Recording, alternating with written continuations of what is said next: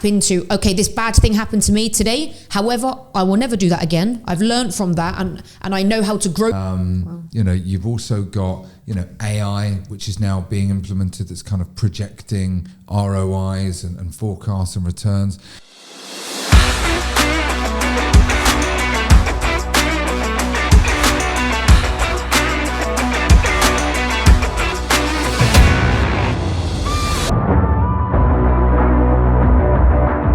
So we are rolling. Welcome to episode 2 of Talking Dubai Property. Hi everyone, welcome back. Should we talk a little bit of Dubai property, Jade? Sure. Yeah. Market is very, very busy still. It is. There are some rumours of some concerns and talks in the market about, the market potentially, not necessarily coming down, but there being less buyers willing to pay the prices of, the owners, meeting the owners' expectations, shall we say, which could mean over the next quarter that the market may, calm down a little bit. Right now, touch wood, we are still extremely busy. We've got so many active clients, many deals happening. Maybe our area is, because it's one of the best areas that we're mainly focusing in Dubai. Also, it helps us a lot. So, it's exciting. Yeah, look, I think it's always interesting when, there's been a couple of companies that have put out, that recent graph where we are now at or have just exceeded the last property peak, which was 2014. Yeah, the facts from Property Monitor. Property Monitor. Yes, exactly. Very interesting. Yeah, so look, naturally, as property prices are going to be increasing, people are going to be pushing asking prices with limited availability. People are going to pay it, and they're going to push it, and they're going to pay it. Now, sometimes, what are you laughing at? the music was still on, and I was like torn between listening to you and dancing to the music, like. Yeah, look, I think whenever you're at the peak market pricing, which we are at the moment, we were in 2014, we are again now. It's going to be interesting to see how much further we can push those prices, I still feel that there is a lot of activity in the market. There's so many people coming. I feel very positive about, the end of this year, particularly also even going into January. We're approaching now, obviously, the end of the year. So I am still very positive and excited. There's so many exciting things happening, Christopher. Yeah, what have we got? Property Finder Awards are going to be coming up very soon. Next Thursday. 1 week today. So we're nominated for... Picked your dress? 3 awards. Yeah, I have my dress. Do you have your tuxedo, Mr. Cina? Yeah, I haven't picked my dress. I do have a tuxedo. Yeah, please don't come in a dress. That would be really embarrassing for us. Nominated for 3 awards. We are. Do wish us luck. What are the awards we're nominated for? House of Super Agents. Yes, Women in Leadership, which is, it's just so nice to be recognised amongst some of the top women in the market. That feels really lovely for me. And also, I'm up for Best Agent, which is also very cool. It's really nice. It's massive. It's really, it is. It's very we've got nice. More brokers now in the market than we ever have done. Yeah. It's exciting time, and I think obviously it's like, yes, I'm still so active in the market, and I'm still really, really trying to push deals and work, but also as well the transition for us, because now especially we're starting to really push the business and grow. It's like wearing so many hats all the time. Correct. But being pulled left, right and centre, but it's exciting. I love it. Exactly. Don't think I'd have it any other way, Christopher. Exactly. What else is coming up? What else is coming up? Yeah, end of the year now. End of the year. We've got Property Finder, we've got Christmas. Christmas, very excited for. Our end of Christmas party will come in December. And also we're turning 3 years old. We are turning 3 years old. That's what's happening before the end of the year, which is fantastic. Such a nice milestone. And looking back over this year, like so much has changed over this year. And feel so grateful and proud of the changes that we've seen over this last year, and obviously us joining forces and it's been really awesome. Very good. We've got a lot to celebrate. Fantastic people that we're surrounded by. So Exciting times ahead. Exactly. Very exciting. So what are we doing today, Christopher? I'll tell you what we're doing today. Our lovely marketing team has put together a bunch of questions that people have asked, some property related, some non-property related. Oh, God. So yeah, we've got some questions for you and we've got some questions for me. Okie dokie, let's... Should we do it? Yep. I feel like you already know the questions. I do. Like, I'm a freestyler. I'm okay. I do, okay. which is absolutely Give fine. Me the freestyling I have had a little look at the questions.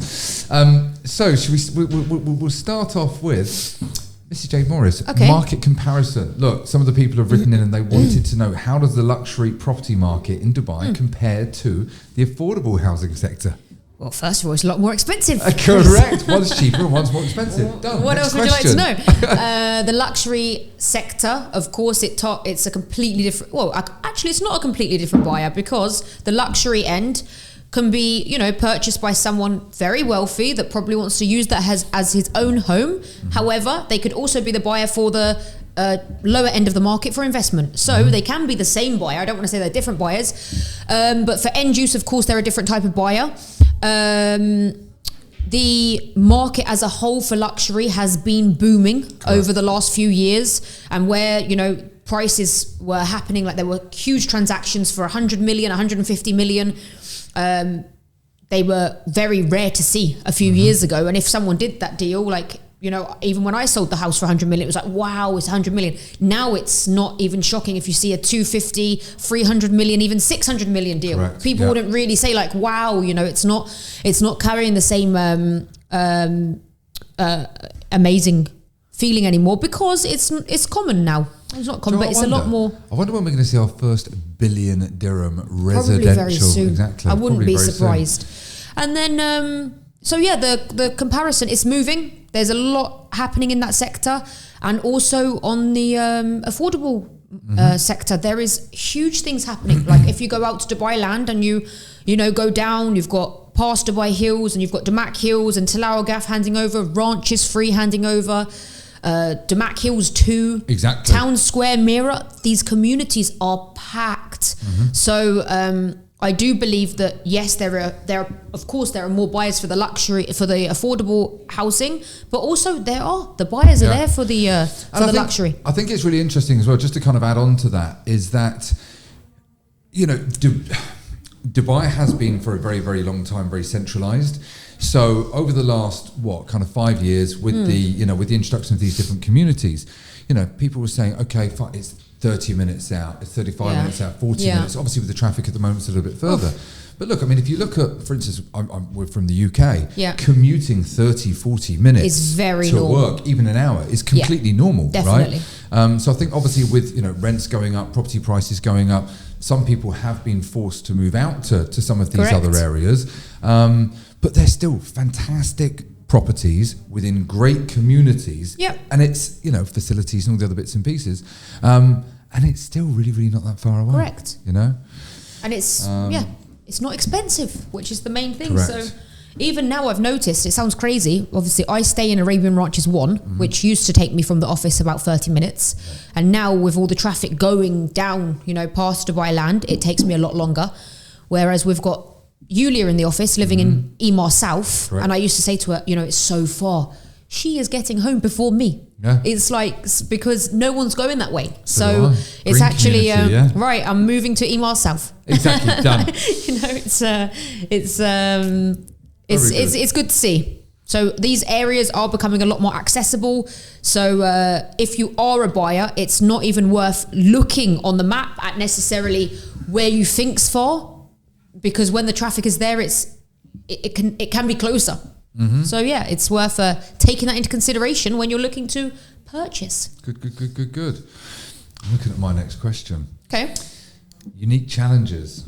What is the most challenging aspect of working in Dubai's property market, and how do you overcome it? Which challenge? I mean, look, there are so many, right?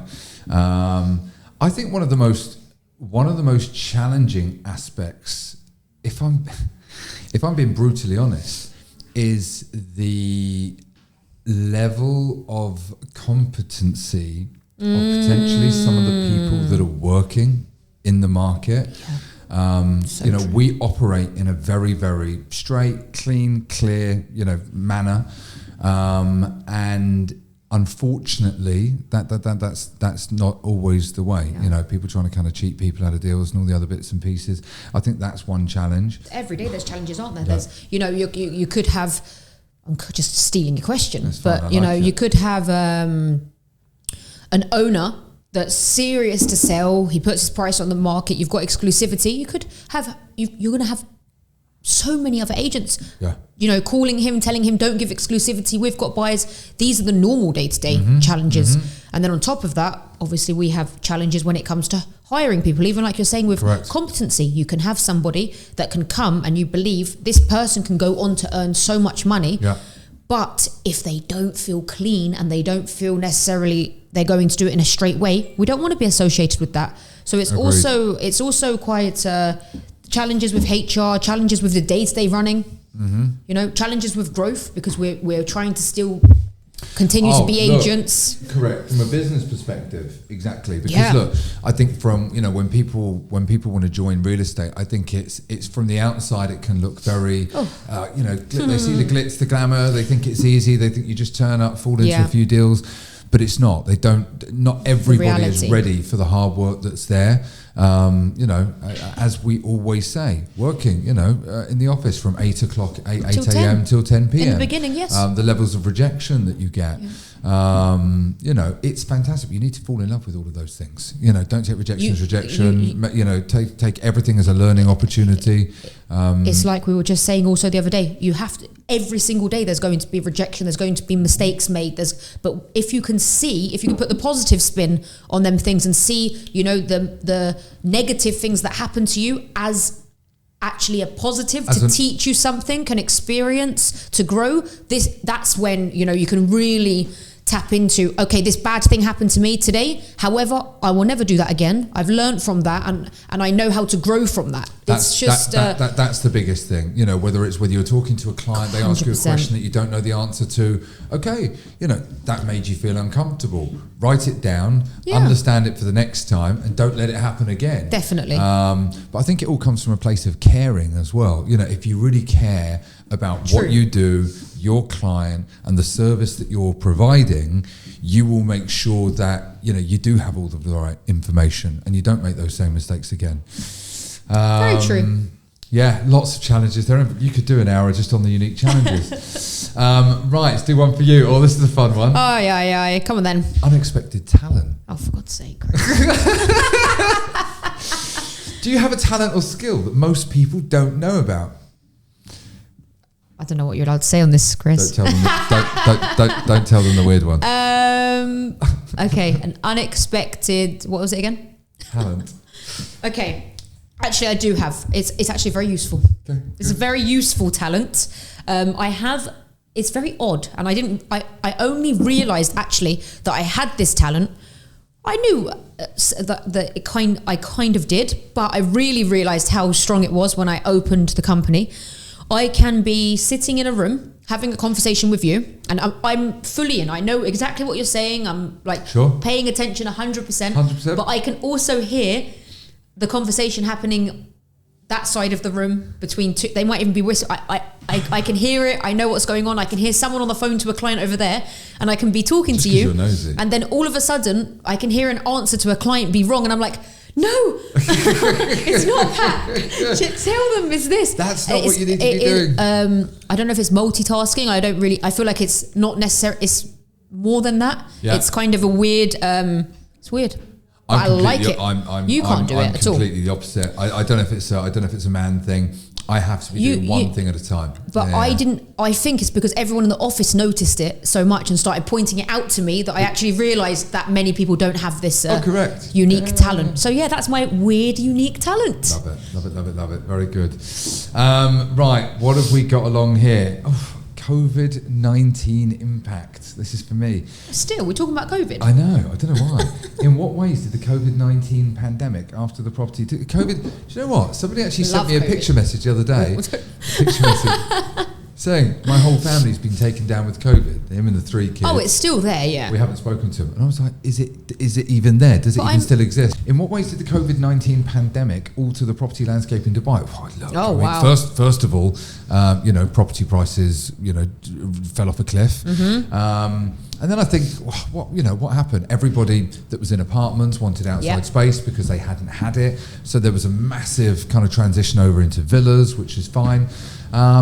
And then look, post-pandemic, when everything started recovering, I mean, look, it's just been on an absolute rally for the last, what was it? 19? Is it 3 years? 21, it's when I opened. It's 3 years. COVID-19, was it in 2019? It's COVID 2020. COVID 2020. Why do they call it COVID-19? Just to trick you. Make you feel like you're a year behind. Oh, yeah, no, it was definitely anyway, 2020. Whoever wrote that in, forget about COVID-19. That was a very long time ago. Right, there's a good one for you. Forgot. Go on. Okay. Go on. I'm right. scared. Advice for newcomers. Aye. What advice would you give to someone just starting out in property investment in Dubai? Oh, not as a real estate agent. Starting out as a broker. Starting out in property investment. Okay, so interesting one.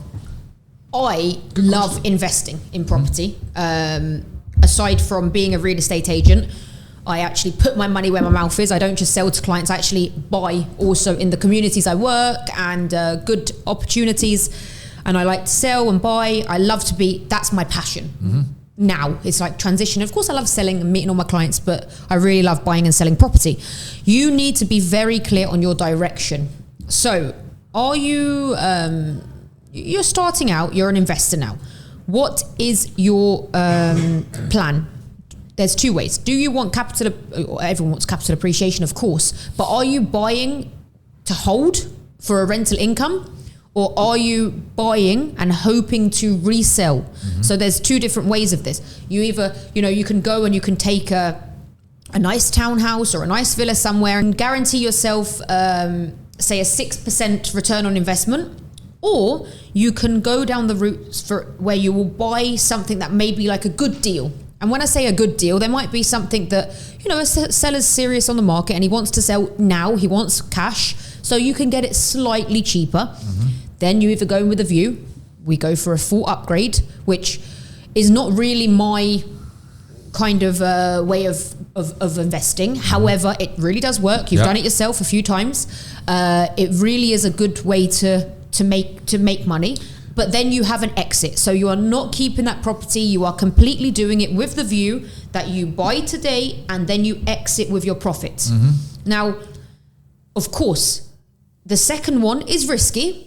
If you're buying low to sell, because you could get stuck with something. If the market turns, you could. So as long as you're doing that with a view that if it does turn, you will either rent the property out or you and your family can live in that property, then of course both work. For me personally, I have a mix of both ways of investing, but as an investor, for a new investor into the market, definitely do your research as well on areas. Be sure about, even if it's 1 or 2 areas or 1 or 2 buildings, and really learn the product. No, don't just rush in, and also go with trusted advisors. It may seem like common sense. However, not every agent you meet has your best interests. When you go to buy from someone that is investing themselves or can tell you from actual, the actual experience of doing it, it's totally different, I feel.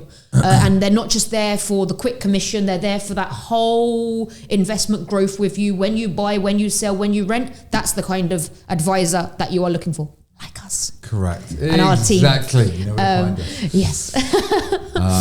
No, very good, very good. And look, again, each one of these requires a different level of work, doesn't it? As of well. Course, so it's like how much work, effort, energy, time do you want to put into it? I mean, renovations do take a lot of time, effort, and energy. Yeah. No, good. Thank you very much. Voice. Okie dokie. Right. What have we got over here? Technology impact. How is technology changing the way properties are bought and sold in Dubai? Let's have a look. I think there's quite a few ways, isn't there? Yes, there are. So the first part is, first of all, the way that the process is run is all run through an application nowadays. It's called the Dubai Rest app. So when you list a property with a brokerage company, It's all done through the application. When you are completing and purchasing a final form, Form F, again, it's all done through the application. So that makes life a lot easier. All of the title deeds are transferred on the blockchain. So there we go. You know, that's fantastic. That was obviously a big change. Anymore. No physical title deeds. And the purchasing process here, particularly in the UAE, is much easier than a lot of other places in the world. I think it's probably the easiest. Probably the easiest in the world. You know, I mean, if somebody is purchasing, you know, cash to cash, you can get it done in a few days. You know, you get your NOC, and it can be done, you know, very, very quickly. There's even developers you can buy through the app. Oh, correct. Yeah. If you, and again, I actually did see that this is one of the questions. How do you see, you know, technology, you know, shaping the future as well? One day we'll all be buying property from robots. No, in the metaverse. No, yeah, the metaverse for sure. Metaverse, 100%. I keep telling you about the metaverse and the land there. Correct. I have land. I need to do something with it. Let's develop it. Let's do something. Let's put Jade & Co real estate in the metaverse. Hey. Yeah. Run out of things to say on technology. I think there's no doubt that it's going to take over and it's not going to slow down. Even the fact that you could be outside the country and you can buy a property because of technology is just absolutely incredible. As you mentioned, everything through DOD is through technology now. Look, it's just I think that the biggest thing as well is going to be AI and the way that AI shapes the property buying road. I mean, already you've got bots that will answer a WhatsApp message that will say how many properties, what's your budget, how many bedrooms are you looking at, and they will start to suggest kind of areas and things.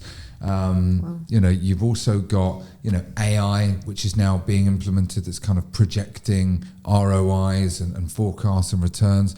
We even saw a platform the other day out there where they're putting together all of these forecasts, and you can purchase property directly from this app. But I think the biggest thing that's going to be difficult is people still like to talk to a human. People still like to have that human touch.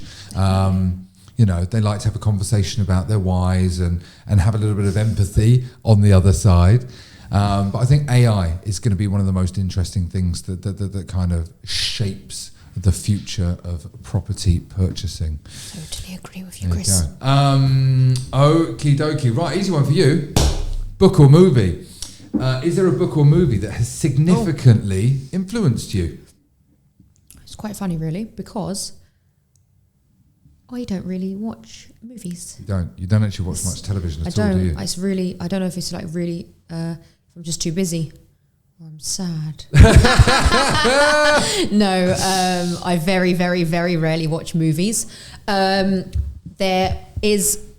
do like a good book. I am really into self-development, manifestation books, manifesting your life and visualization and seeing things happen. So there's so many books. However, one of the first books that ever really, really, really, I remember impacted me greatly was a book called Rich Dad, Poor Dad. Very good. And it's funny actually, because it was one of my, around 2014 probably, it was one of my really good clients. He was in finance and he introduced me to Good Water. Mm-hmm. And Rich Dad Poor Dad, and it's so funny. People say to me like, Jade, why are you always with a more expensive bottle of water? And he sent me all the research. Just like nicer things in life, don't I? No, he sent me all the research on it years ago, and ever since then, I've always drunk good water. And I read Rich Dad Poor Dad, and it really, really, really shaped me, actually. It really impacted me, and it's one of them books that I just look back on, I'm just like, no, it's just so true. I love it. Look, I think a lot of people know that I'm a father. I'm a father of 3 beautiful, wonderful, crazy boys. They're obviously going through the school system, right? And I do think that there's not enough of this kind of taught in the school system. Just basic fundamentals about saving money, investing money, you know, and the business side of things, which is very interesting. So, you know, these personal development books, Rich Dad, Poor Dad, you know, there's a whole load of them out there. I think there needs to be a bit more of that in the system. All the schools out there that are listening. Right, future predictions for me. Where do you see the Dubai property market in the next 10 years? First of all, I see a lot more people. Yes. I mean, look, if you look at the last year, what has the population grown by? Best part of 100,000 people. Mm-hmm. So, you know, over the next 10 years, if we keep up their pace, it's going to be a lot busier. We're already seeing it on the roads. But I mean, look, beyond that, when you look at the Dubai 2030 vision, it's incredible, you know, all the additional green spaces, beaches. We've got the Palm Jebel Ali coming up. You know, we've got plans for a helicopter, you know, RTA taxis. That'll probably be next year. Well, exactly, you know. And people kind of look at all of this stuff and they all think it's crazy, but they do it. if there's anywhere in the world where people have looked and thought, wow, it's crazy, they're now actually doing it, you know. So I just think there's going to be a lot more of us. There's going to be flying taxis around. There's going to be a lot more property. I think that there's going to be some wonderful communities. I think it's still going to continue to be, you know, incredibly diverse. Yes, for sure. Gaming is going to be an interesting one as well. It's going to be interesting to see when that does come in and how that kind of shapes Dubai as well. Obviously, it's going to be tested in Ras Al Khaimah first with the Win Casino that's going to be moving ahead. Very exciting. Let's see. Let's lock in for the next 10 years. Many exciting things happening over the next 10 years. One thing that I will say is I do think the property will be a little bit more expensive. Property probably will be a lot more expensive, and we'll be 10 years older. Yeah. Lovely. Fantastic. Here we go. Episode 3027 of like, Talking Dubai Property. We're 10 years older than we were on episode 2. Oh, here we go. This could be an interesting one here. Client experiences. Can you share a memorable story about helping a client find their dream property in Dubai? Chris, I have some. Making dreams happen. Chris, I have some shocking stories. Good, bad, indifferent. You know when someone puts you on the spot and then you're like, I can't think about the exact one. Okay. There is one particular story that I don't even know if I should say it on here. Oh my goodness! not so basically, not the flipping the coin. No, we've done. No, it's not flipping the coin. That's very mild. Years ago, I don't even want to say the community because I don't want anyone to be able to work out who it was, and it's going to come back to me. But years ago, I had a good deal on a villa, and I said to the owners that I'm going to come about 5 o'clock, and the client's coming. So the price was basically agreed. No, the deal was pretty much agreed, and the client's very serious, big investor in the market, and he said, look, as long as it's okay inside, there's no major work, no problem at all, I'm done. The owner agreed the price. So I'm like, right, 5 o'clock, see you there. I get outside the villa. The wife comes outside, she says, sorry, you can't come in. I'm like, well, what do you mean? We're here, you know, like the viewing needs to happen now. And called the client. The client said, I'm at the gate, I'm coming through. I said, no, I have to come in. She's like, Jade, really, you don't want to see this? So I said, no, I really wanted to see. I want to hear. Let me come in. No, stop. So I went inside, and maybe her husband was intoxicated, and he was naked laying on the floor, and then he started verbally abusing me, I will say, and I had to leave. Oh my God. I'm surprised the wife didn't say, give us a hand, you get the feet, I'll get the hands. It was safe to say that viewing didn't happen. Just step over. And the next day, even to go on even more unbelievably, the next day the client was quite annoyed. Yeah. So he said, like, I'm not buying this house. I'm not the buyer. The seller called me and shouted at me because the buyer had backed out. And I said, it's not really the buyer's fault, unfortunately, that he doesn't want to buy your house. And we sold it to someone else after a week when he wasn't intoxicated. yeah, you see some strange things in this job, Chris. You really do. And I think that's probably one of the main reasons I love this job so much, because you just never know what's going to happen. No one day is the same. 100%. I couldn't agree more. It does. Yeah, it's a funny old job. Many different people and situations. I think you've got one more question, Christopher. Have we got one more question? Yes. Oh, here we go. Right, this is a really easy one that's come up for me. The most memorable moment in your life so far? Oh, you must be when you got married. Yeah, two. Two of them. Not that I've been married twice. No, married once. Of course. First of all, when I got married, brilliant. I had hair back then. And then obviously having children. Yeah, all three. So there's 4 memorable moments in my life so far. Yeah. Love them all. Would you? What is better, to invest in a normal apartment building or a branded residence? Good question. 2 very, very different things. 2 very, very different things. I think, kind of, they apply to 2 different types of customers. I think, look, in Dubai, I actually think there are more branded residents than anywhere in the world. Don't quote me on that, but we do have an extraordinary amount of them.